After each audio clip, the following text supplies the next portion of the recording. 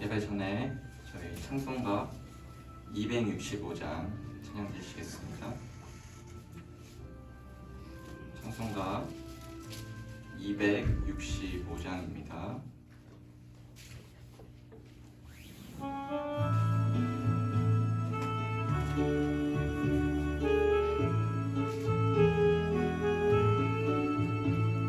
주 십자가를 지심으로 죄인을 구속하셨으니 그 피를 보고 믿는 자는 주님의 진노 면하겠네.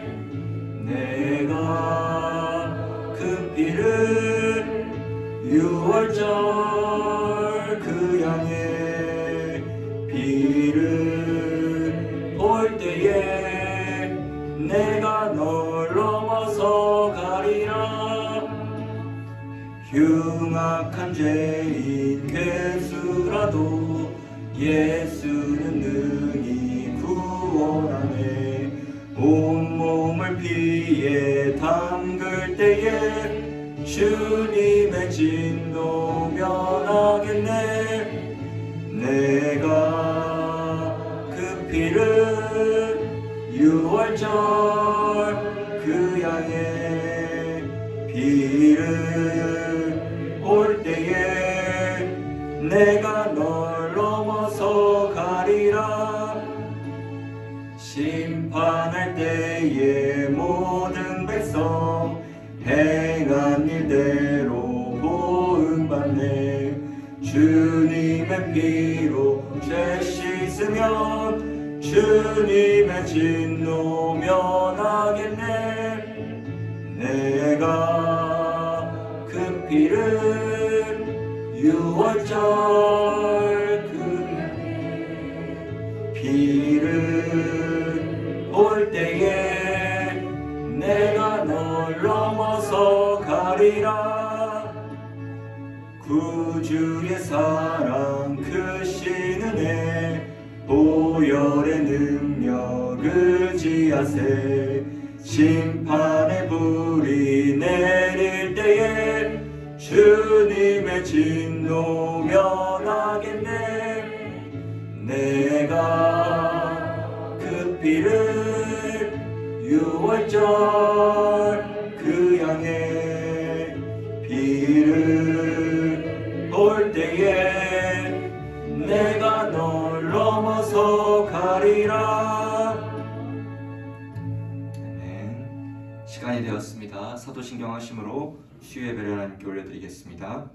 전능하사 천지를 만드신 하나님 아버지를 내가 믿사오며 그 외아들 우리 주 예수 그리스도를 믿사오니 이는 성령으로 잉태하사 동정녀 마리아에게 나시고 본디오 빌라도에게 고난을 받으사 십자가에 못 박혀 죽으시고 장사한 지 사흘 만에 죽은 자 가운데서 다시 살아나시고 하늘에 오르사 전능하신 하나님 우편에 앉아 계시다가 죄례로서 산 자와 죽은 자를 심판하러 오시리라. 성령을 믿사오며 거룩한 공회와 성도가 서로 교통하는 것과 죄를 사하여 주시는 것과 몸이 다시 사는 것과 영원히 사는 것을 믿사옵나이다. 아멘. 찬송가 314장 찬양하시겠습니다. 찬송가 314장입니다.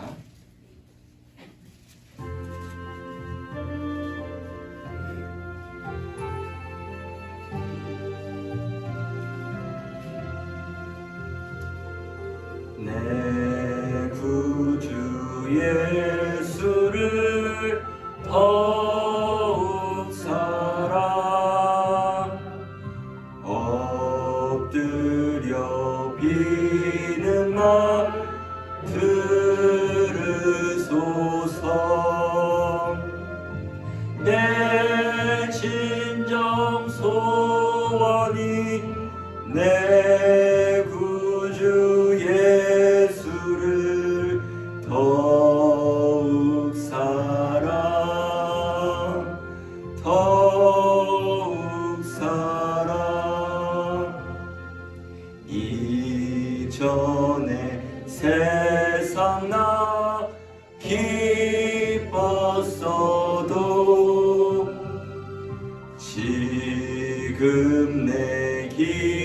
기쁨은 오직 예수.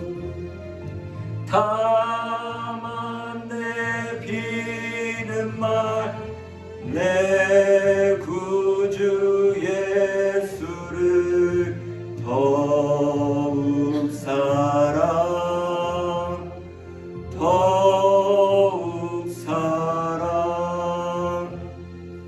이 세상 떠날 때 찬양하고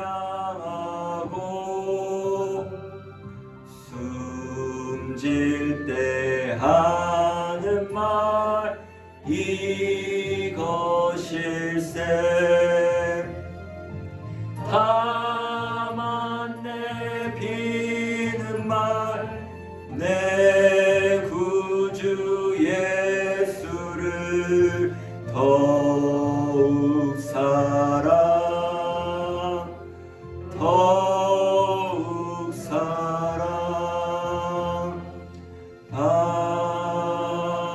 아멘. 신현숙 지사님 기도해 주시겠습니다. 하나님 아버지 감사합니다. 지난 3일을 주님들 저희들 은혜 안에 지내게 하셨다가 수요 예배일에 저희들의 불러주심을 또한 감사를 드립니다. 하나님 아버지 저희들 분주한 삶 잠시 내려놓고 하나님 아버지께 예배와 찬양과 영광을 올려드리고자 이곳에 머리 숙여 모였습니다. 주님 저희들을 기억하여 주시옵소서. 하나님 아버지 4월 9일에 있을 샬롬 축복데이를 위해서 기도드립니다. 저희들은 또 지난 3년 동안 코로나를 겪으면서 저희는 육체적으로, 정신적으로, 경제적으로 많은 어려움을 겪었습니다. 하나님을 믿지 않는 분들이 이 기회를 통해서 주님 앞에 나와서 삶의 우려를 받게 하여 주시옵시고 아버지 하나님 또한 치유를 받게 하여 주시옵시고 또한 치유를 받음으로 인해서 회복되어지는 역사가 일어날 수 있도록 주님 도와주시옵소서. 하나님 아버지 또한 물질적으로 고통을 당하고 계시는 분들이 또한 많이 계십니다. 이 묶인 것들이 주님께서 함께하여서 풀려지는 역사가 일어날 수 있도록 주님 도와주시옵소서. 또한 많은 분들이 초청되어져서 이 재단을 통하여서 또한 변화받을 수 있도록 주님 도와주시옵시고 하나님 아버지 이 모든 것들이 저희들 힘으로는 안 됩니다. 그렇기 때문에 저희들은 하나님께서 도와주시기를 원하오며 또한 하나님 아버지께서 예비해 두신 그 심령을 만날 수 있도록 만남의 축복을 허락하여 주시옵소서. 저희들은 또 기도로 준비하고 하나님을 의지하며 나아가겠습니다. 하나님 아버지 또한 이 시간 우리 윤명철 강도사님을 위해서 기도를 드립니다. 유년 시절부터 부모님의 기도와 많은 성도들의 기도 속에 그렇게 성장하게 하셨다가 하나님 아버지의 주권적인 섭리에 의해서 지금 이 자리에 또한 세워주심을 감사드립니다. 하나님 아버지 윤명철 강도사님 또 선하고 이렇게 순수한 마음을 가지고 사역하십니다. 늘 성령 충만하게 하여 주시옵시고 아버지와 기름 부어 주시옵시고 예수님의 보혈로 덮어주시기를 원하옵나이다.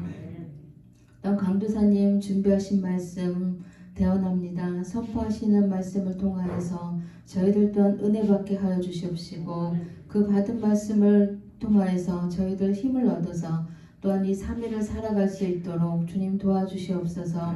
감사를 드리며 이 모든 말씀 예수님의 이름으로 기도드립니다. 오늘 함께 보실 말씀은 사도행전 11장 19절부터 26절까지입니다. 제 성경책으로는 신약 207면에 있습니다. 사도행전 11장 19절부터 26절까지 한 절씩 교독하시겠습니다. 11장 19절입니다.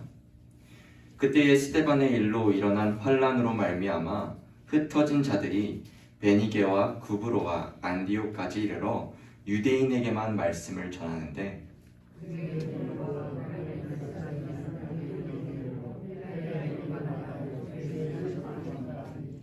주의 손이 그들과 함께 하심에 수많은 사람들이 믿고 주께 돌아오더라.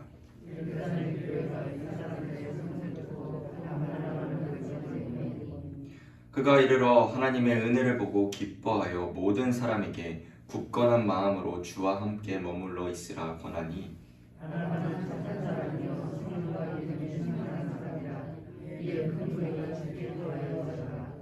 바나바가 사울을 찾으러 다소에 가서 만남에 안디옥에 데리고 와서 둘이 교회에 1년간 모여 있어 큰 무리를 가르쳤고 제자들이 안디옥에서 비로소 그리스도인이라 일컬음을 받게 되었더라.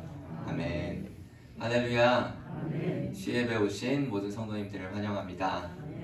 오늘 저희가 함께 하나님 말씀은 사도행전 11장 19절부터 26절까지의 말씀으로 복음의 시너지라는 제목을 가지고 함께 나눠보도록 하겠습니다. 여기에 계신 분들 중에 시너지라는 단어를 알고 계시나요? 네, 이게 시너지가 영어에서 나온 단어라서 생소할 수 있을 것입니다. 이 시너지 효과란 쉽게 표현해서 여럿이 뭉쳐서 좋은 결과를 일으키는 상황을 가리키는 말입니다. 우리말로 표현하면 협력 작용 또는 상승 효과라고 할 수 있겠죠.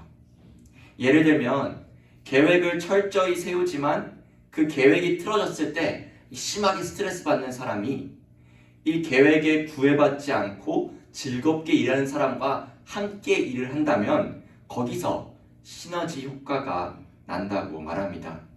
즉, 2명 이상의 공동체가 이루어 나갈 때 시너지 효과가 일어나는 거죠. 이 시너지 효과는 사람들뿐만 아니라 동물들에게도 나타나는데요. 사진 한 장 띄워주시겠어요? 네, 무슨 새죠? 맞아요. 기러기입니다. 이 기러기는 따뜻한 곳과 먹이를 찾기 위해 1년에 1만 킬로미터 이상을 비행한다고 해요. 근데 기러기들이 저렇게 함께 모여서 이렇게 먹이를 찾으러 가는데 저렇게 이렇게 V자 모양, V자 대형으로 날아간다고 합니다. 여기엔 과학적인 이유가 있는데요. V자 대형으로 날 경우 저기 맨 앞에 있는 이 가장 선두에 있는 이 기러기가 공기의 저항을 가장 많이 받는 대신에 그 뒤에 있는 친구들은 이 공기의 저항을 약 70% 이상 덜 받는다고 합니다.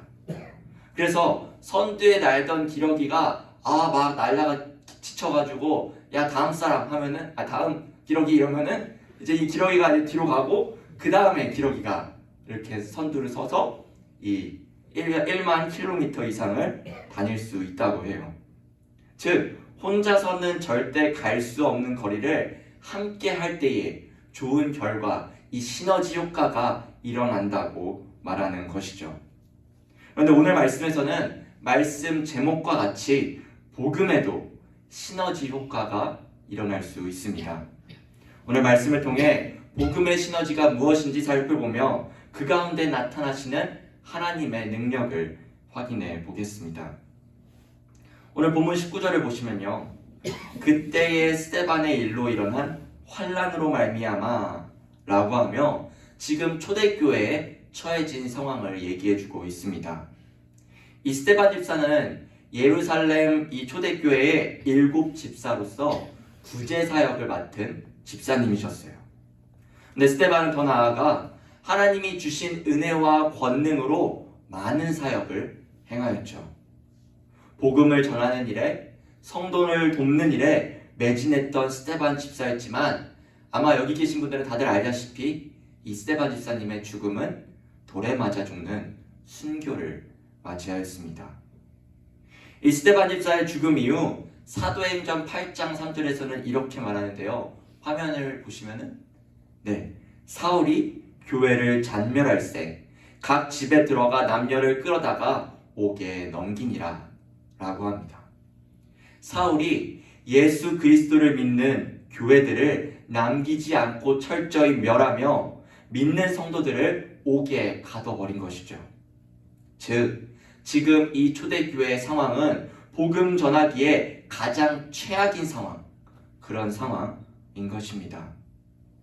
결국 오늘 본문 말씀대로 이 스데반의 죽음 이후 핍박과 함께 예수님을 믿던 많은 사람들이 이 사방으로 뿔뿔이 흩어지게 됩니다. 온 유대와 사마리아 지역에 흩어져 버리게 된 거죠.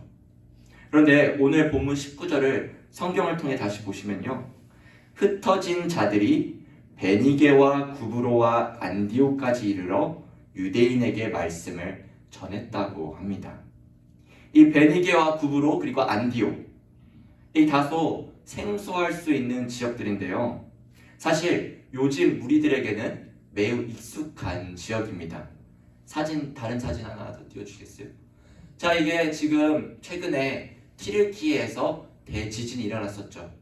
저기 빨간색 부분이 티르키예와 시리아 그 부분인데요, 저 빨간색이 아주 제일 짙은 빨간색이 제일 심한 지진, 그리고 점점 연해지는 게 이제 조금 더 지진 피해가 있었지만 약해졌다라는 건데, 저기 보시면은 제가 임의로 저기 동그라미, 파란색 동그라미 이렇게 한 3개를 놨습니다. 저희가 뭐냐, 구브로와 안디옥과 이 베니게 여 지역인 거예요. 그러니까 저 지역, 지금 티르키예에서 지진이 일어났다, 특히 저 안디옥은 요즘 말로 안타키아라고 합니다. 이 현대어로 번역하면요, 즉 이 3곳이 지진이 났던 곳인데, 지금 우리가 보고 있는 그 성경에 보고 있는 그 말씀 또한 저 지역을 가리키고 있다는 거죠. 그러니까 우리에게는 매우 익숙한 곳이라는 것을 알고 계시면서 말씀을 살펴보고자 합니다.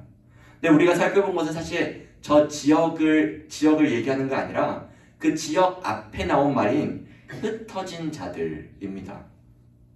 혹시 지금 펜이 있으시다면 이 흩어진 자들의 동그라미 해주시기 바랍니다. 이 흩어진 자들이 한 일이 뭔가요? 베니게와 구브로와 안디옥의 말씀, 즉 복음을 전했다는 거죠. 그런데 이들은요 유대인에게만 복음을 전했습니다. 유대인에게만 한정적이었던 거죠. 비록 이들이 예수님을 믿고 있었음에도 당시 유대인들은 이방인에게 다가가기는, 이 헬라인들에게 다가가기는 너무나도 힘들었던 것입니다. 근데 바로 다음 구절인 이 11장 20절을 보시면요, 그 중에 구브로와 구레네 몇 사람이 안디옥에 이르러 헬라인에게도 말하여 주 예수를 전파하니 라고 합니다.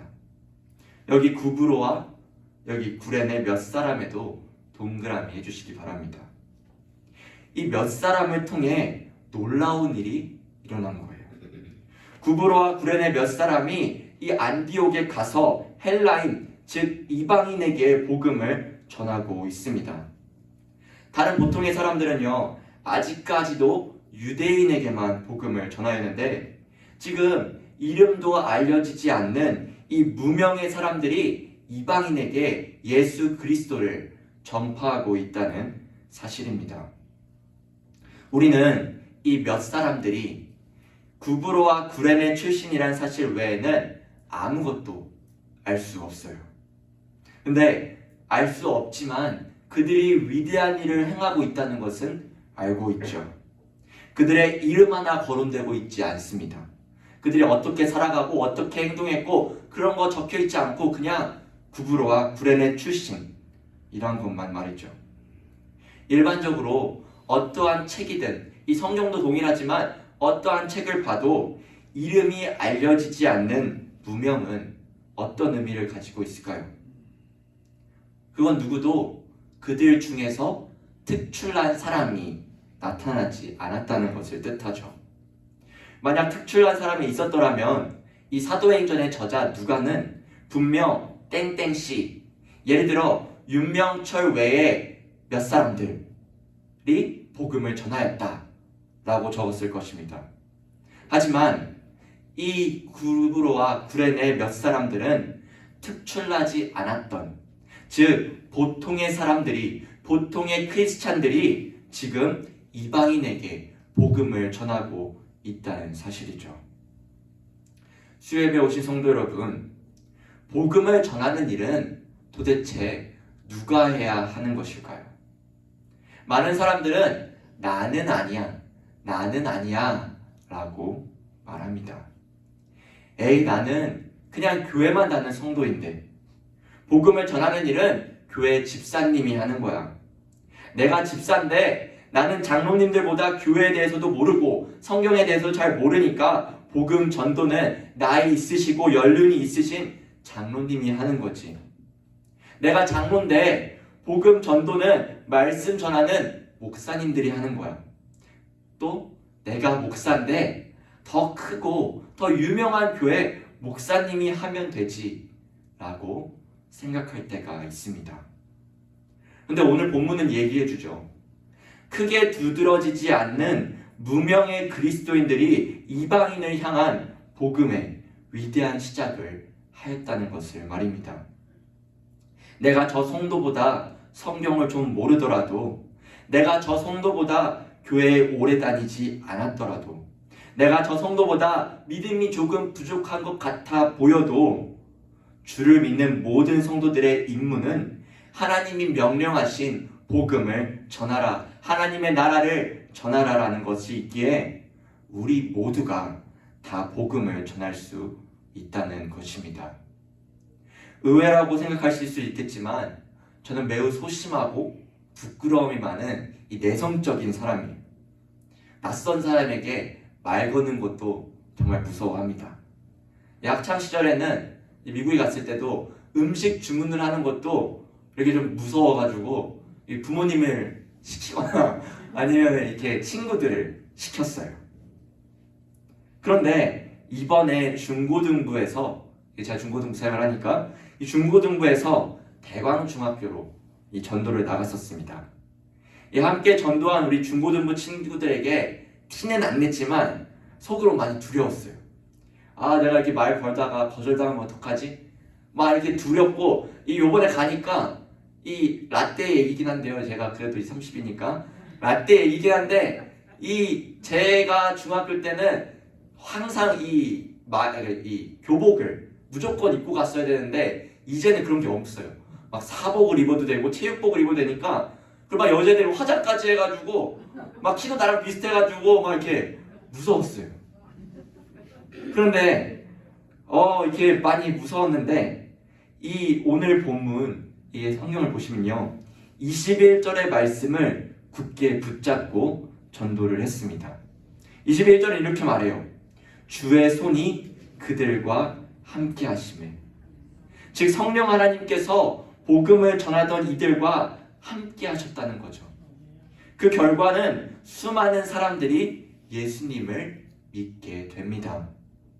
그래서 이 중학생, 고등학생 친구들에게 부끄럽더라도 거절당하더라도 나와 함께 하시는 주님이 있기에 전도할 수 있었고, 사실 실제로 거절도 많이 당했습니다. 이 고등학생들은 더 이게 거절을 많이 하더라고요. 그래도 하나님이 나와 함께 하시니 내가 이 전도를 해야겠다. 하나님이 명령하신 말씀이니 내가 그래도 해야겠다 라는 마음으로 전도를 했습니다. 이 고린도전서 2장 4절과 5절에는 이 전도에 대한, 복음 전파에 대한 얘기를 사도 바울이 하는데요, 이렇게 말합니다. 내 말과 내 전도함이 설득력 있는 지혜의 말로 하지 아니하고 다만 성령의 나타나심과 능력으로 하여 너희 믿음이 사람의 지혜에 있지 아니하고 다만 하나님의 능력에 있게 하려 하였노라 라고 말이죠. 내 힘과 내 능력과 내 지혜로 복음을 전하는 게 아니라는 거죠. 복음 전파는 하나님의 능력에 있다고 말하고 있습니다. 계속해서 우리는 샬롬 축복 전도를 진행하고 있어요. 이 사도 바울이 복음을 전하는 전도자로서 성령의 능력에 의지하여 예수 그리스도와 십자가를 전하였던 것처럼 우리 모든 성도님들도 비록 내가 부족할지라도, 오늘 집사님께도 기도해 주셨는데 이 코로나 3년이라는 시간, 그 기간 동안 우리는 전도를 나가지 않았습니다. 나간 분들도 있어요. 이렇게 관계 전도를 통해서 나간 분들도 있지만 노방 전도는 우리가 거의 하지 않았습니다. 이 전도에 익숙했던 분들도, 노방 전도에 익숙했던 분들도 이 3년이라는 시간 동안 이 긴 세월이다 보니까 이 전도에 다시 두려운 마음이 생길 수도 있고, 정말 부족한 마음이 생길 수도 있고 저처럼 그냥 복음 자체 전하는 거, 낯선 사람에게 말 거는 것조차도 힘들어하실 분들도 있을 것입니다. 그렇지만 나를 사용하시는 성령 하나님을 믿고 복음을 전하시는 여러분 되시기를 주님의 이름으로 소망합니다. 이렇게 많은 사람들이 예수님을 믿고 돌아왔다는 소식이 이 예루살렘 교회까지 들려지게 됩니다. 이 안디옥 지역에 이 이방인들, 특별히 이방인들의 부흥이 일어났다는 소식이 들려지면서 이 예루살렘 교회는 그것을 확인하기 위해서 잘 알려지고 존경받던 사람인 바나바를 안디옥까지 파송시킵니다. 바나바는 여러 가지 이유로 이 예루살렘 교회에서 피택된 지혜로운 사람이었는데요. 그의 첫 등장은 사도행전 4장 36절에 나옵니다. 다 같이 한번 화면을 통해서 읽어보도록 하겠습니다. 시작. 구브로에서 난 레위족 사람이 있으니 이름은 요셉이라.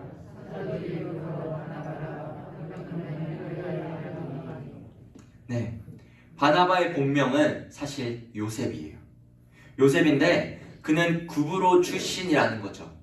이게 왜 중요하냐? 앞선 안디옥에서 이방인들에게 복음을 전했던 몇 사람들 또한 이 구브로 출신이었다는 거예요. 그렇기에 바나바가 안디옥에 내려가면 이 구브로 출신들과 자연스럽게 민족적 이 연대감을 가지고 더 편하고 더 자유롭게 복음을 위해서 힘쓸 수 있었다는 것입니다. 또한 사도행전 이 4장 37절 그 다음 절인데요. 그 다음 절을 보시면요. 이 바나바가 초대교회를 위해 한 일이 나옵니다. 그가 밭이 있음에 팔아 그 값을 가지고 사도들의 발 앞에 두니라 라고 하면서 자기 재물도 아끼지 않고 가난한 자들에게 나누어 주는 이런 마음을 가진 관대한 사람이 바나바라는 것입니다. 다시 본문으로 돌아가 우리가 보는 23절에서는요. 이러한 바나바가 안디옥에서 신앙생활을 하고 있는 유대인들과 헬라인들을 보면서 하나님의 은혜를 보고 기뻐하여 모든 사람에게 굳건한 마음으로 주와 함께 머물러 있으라 라고 권합니다. 분명 안디옥 지역에서 실제로 복음을 전파했던 사람들이 누구죠? 구브로와 구레네 몇 사람들이었습니다. 그리고 바나바는 지금 믿음으로 변화되어 신앙생활을 하게 된 그런 사람들을 내 눈앞에 보고 있는데 지금 바나바는 하나님의 은혜를 보았다 라고 말합니다. 즉 부흥의 이유를 구브로와 구레네 사람들이 아닌 부흥의 이유를 모두 하나님의 은혜로 돌리고 있다는 사실이죠. 분명 사도행전 누가는 개별적으로 신실한 신앙인들의 피땀으로 흘려 보내진 노력과 헌신이었다라고 칭찬할 수 있었을 거예요. 앞서 얘기했듯이 무명이 아니라 윤명철 외에 땡땡, 에일교회 외에 땡땡 사람들이 피땀 흘려 복음을 전해서 샬롬 축복을 통해서 복음이 전파되었다라고 얘기할 수 있겠지만 이 사도행전의 저자 누가는 일부러 여기서 안디옥 지역의 이 복음의 역사는 모두 하나님의 은혜다라고 얘기한 것입니다. 그 이유는 복음의 역사는 우리의 힘이 아니라는 거예요. 하나님의 은혜를 통해서 역사하고 있다는 거죠.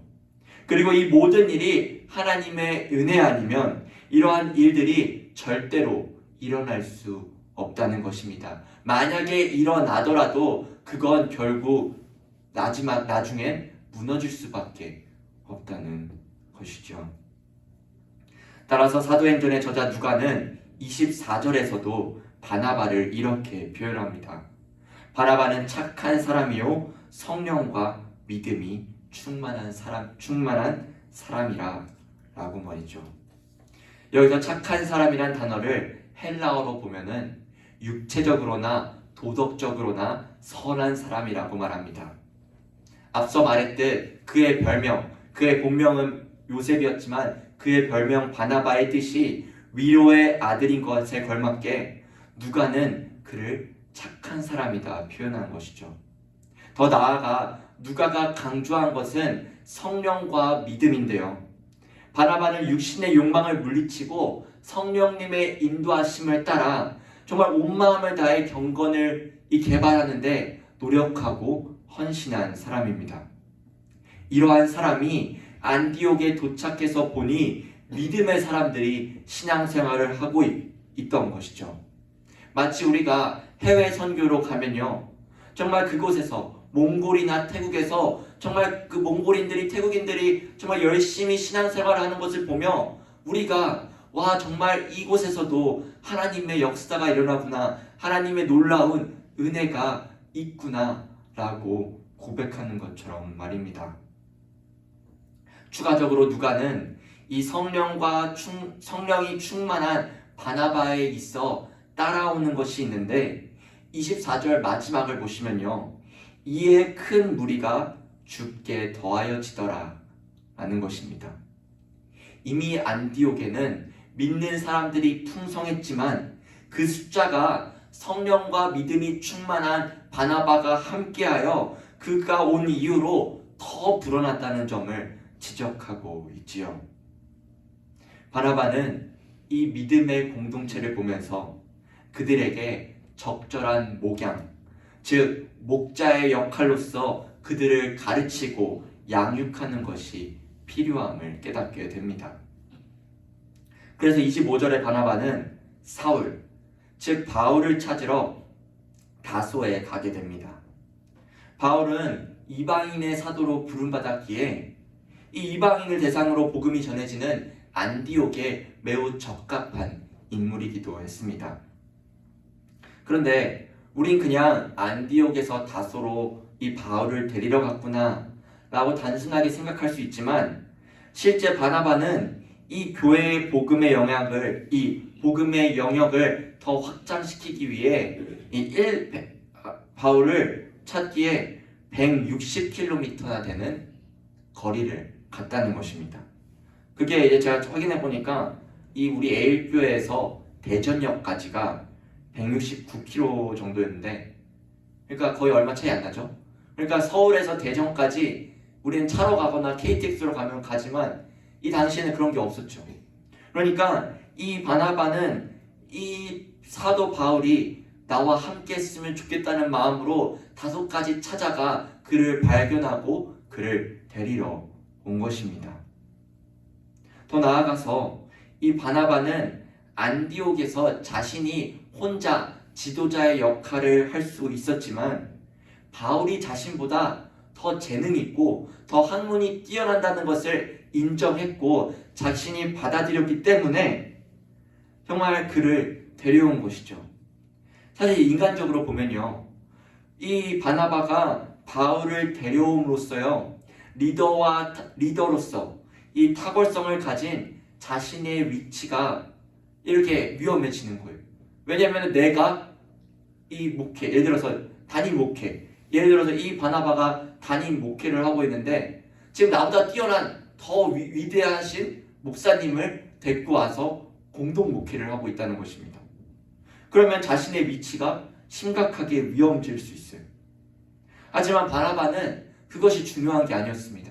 공동 목회를 하더라도 그는 오직 예수 그리스도, 복음을 위해서 온 마음을 쏟으며 이 복음의 번영과 성과만을, 예수 그리스도의 그 능력이 일어나기를 바랬기 때문에 바울이 와서 자신의 모든 것을 빼앗고 자신의 그 위치와 자신의 이 목회를 뺐더라도 정말 이 예수 그리스도를 통해서 이 안디옥 교회가 부흥된다면, 정말 이것이 예수 그리스도의 영광을 위한 일이라면 그 모든 것을 내어놓을 수 있었다는 것입니다. 이러한 바나바의 마음, 선한 마음, 정말 자신의 것을 내려놓고 정말 나의 목회지도 정말 이 위대한 사람이 온다면은 예수 그리스도를 위해서 희생하고 헌신할 수 있는 그의 마음과 행동을 우리가 본을 받아야 됩니다. 결국 바나바와 바울은 이 두 사람은 안디옥 교회에 1년간 머물면서 그곳에서 가르치고 양육하는 이 사역을 감당해 나갑니다.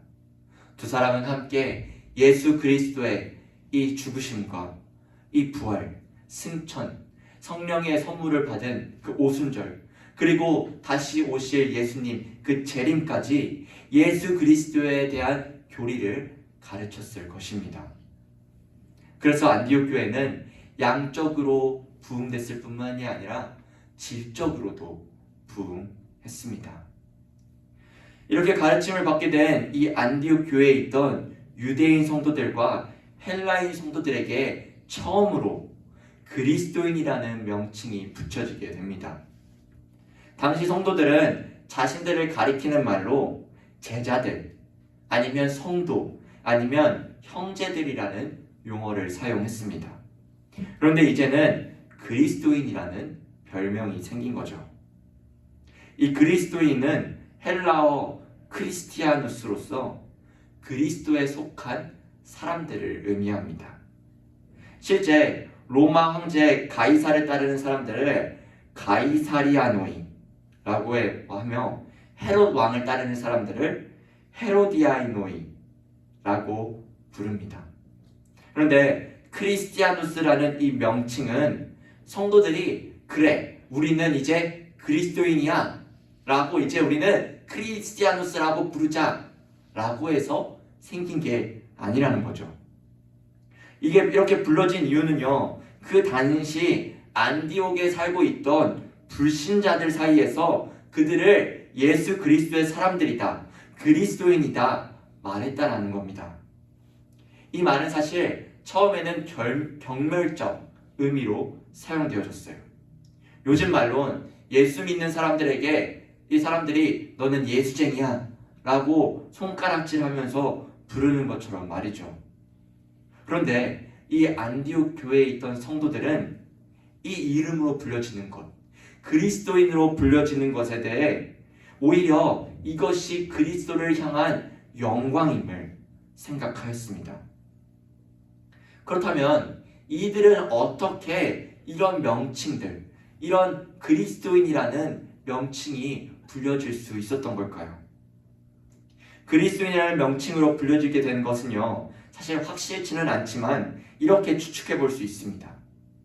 많은 숫자의 유대인들과 이방인들이 안디옥에서 한 몸과 한 마음으로 이루어졌다거나, 평화로운 분위기에서 교회를 세울 수 있는 좋은 기회가 허용되었다거나, 아니면 그들의 신앙을 공개적으로 고백할 수 있는 용기가 그들에게 있었기에 그들이 그리스도인이라 부를 수 있는 추측을 할 수 있는데요.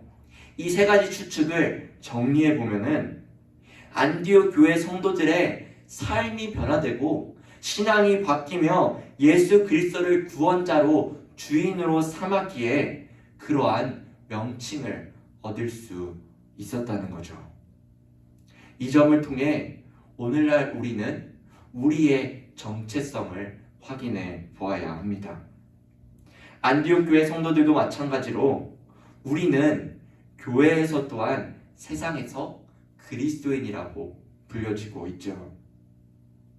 그런데 우리가 그렇게 불려지고 있는데 우리의 가치관, 우리의 세계관, 즉 우리의 생각과 행동, 이 모든 것이 그리스도의 사람으로, 그리스도에 속한 사람으로 구별되어지고 있느냐, 나를 돌아봐야 하는 것입니다.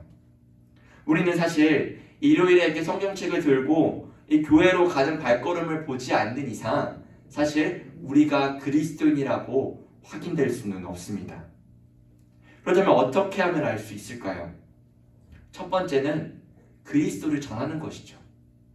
내가 주어진 상황, 내가 주어진 내 환경에서 예수 그리스도를 전해야 내가 그리스도인이라는 것을 사람들이 알 수 있습니다.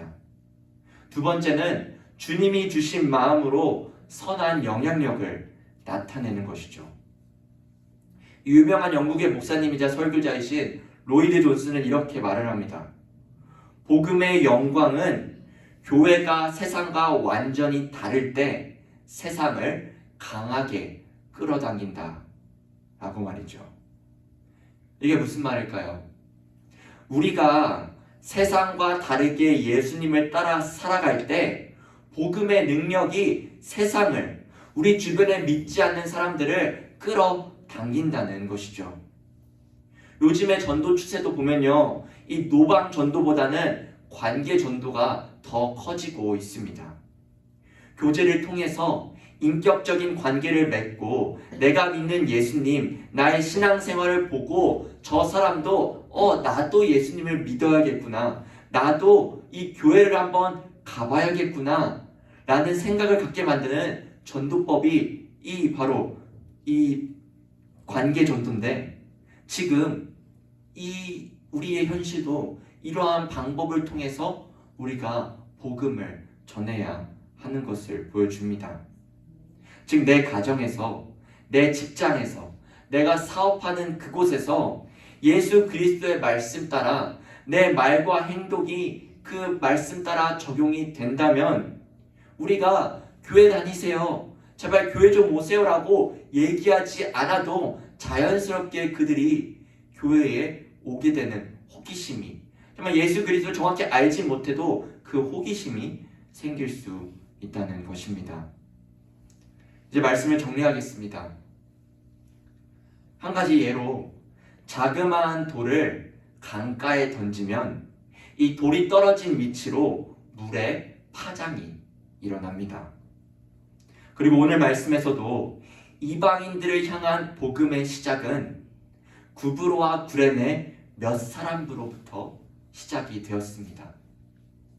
그리고 이 돌이 던져진, 이 몇 사람의 돌이 던져진 이후로 이게 퍼지면서 구브로에서 이 들었던 소식을 예루살렘 교회가 들었고, 예루살렘 교회에서 성령과 믿음이 충만한 바나바를 보냈고, 그 바나바가 더 키운 다음에 그곳에 사도 바울을 보내어 이 안디옥 온 지역, 이 이방인을 위한 복음의 역사가 일어났다는 것을 우리가 확인할 수 있었고, 이것이 오늘 제목처럼 복음의 시너지가 일어났다는 것입니다. 여러분 각자의 삶 속에서 예수 그리스도를 붙잡고 나아가는 내가 이 자그마한 돌이 되어 강에 던져질 때 물의 파장이 일어나듯 복음의 파장이 우리 교회에도 일어나 이번 샬롬 축복전도가 이 당시 안디옥 교회처럼 놀라운 변화가 일어나 우리 교회도 예수 그리스도를 위한 영광을 나타내기를 주님의 이름으로 소망합니다. 기도하겠습니다. 전능하신 하나님 아버지, 오늘 말씀을 통하여 이 복음의 역사를 살펴보았습니다. 주님이 이것이 정말 2000년 전의 역사이지만 이 역사는 그대로 행해질 것을 주님 믿습니다. 지금 우리에게도 정말 하나님께서 함께하여 주셔서 믿음과 성령이 충만함 가운데 예수 그리스도를 붙잡아 나아감으로써 우리에게도 정말 주님의 크신 역사를 이루어질 수 있는 도구로 사용되어지게 하여 주시옵소서. 내 힘과 내 능력이 아닌 주님이 주신 능력과 지혜로 감당하기 원하오니 주여 나와 함께하여 주셔서 우리 모든 성도들과 함께하여 주셔서 복음을 전하는 일에 힘쓸 수 있도록 도와주옵시고, 4월 9일 복음의 이 전도 초청 주일이 정말 은혜의 축제가 되고 전도 초청 잔치가 정말 하나님이 기뻐하시는 잔치가 됨으로써 오직 하나님만을 예배하며 경배하며 나아갈 수 있는 우리 모든 내일의 성도들 될 수 있도록 주여 도와 주시옵소서. 감사드립니다. 예수님의 이름으로 기도드립니다. 네. 주보 먼저 확인하겠습니다. 금요기도회 인도는 담임 목사님, 특성은 여전도연합회 임원, 사랑 11, 12 구역입니다. AL 성경 공부가 우리가 이제 3월 19일 주일 그 주간부터 4주에서 6주간 진행하고자 합니다. 과목은 찬식이고요. 시간은 수요일, 오늘 같은 날이죠. 오후 1시 30분부터 2시 30분부터 진행하며 강사는 교육자 담임 목사님이 시작을 하십니다. 그러니 오늘 말씀처럼 성경 공부, 가르침과 양육에 우리가 힘쓸 때에 많은 분들이 참여해 주셨으면 좋겠습니다. 나머지는 주보를 참조해 주시고 325장 찬양하신 후에 헌금기도 하고 주기도문으로 예배를 마치도록 하겠습니다. 325장입니다.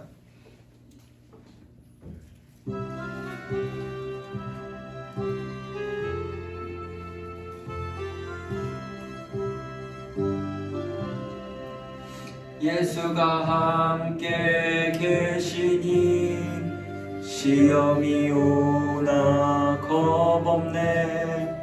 기쁨의 근원 되시는 예수를 위해 삽시다.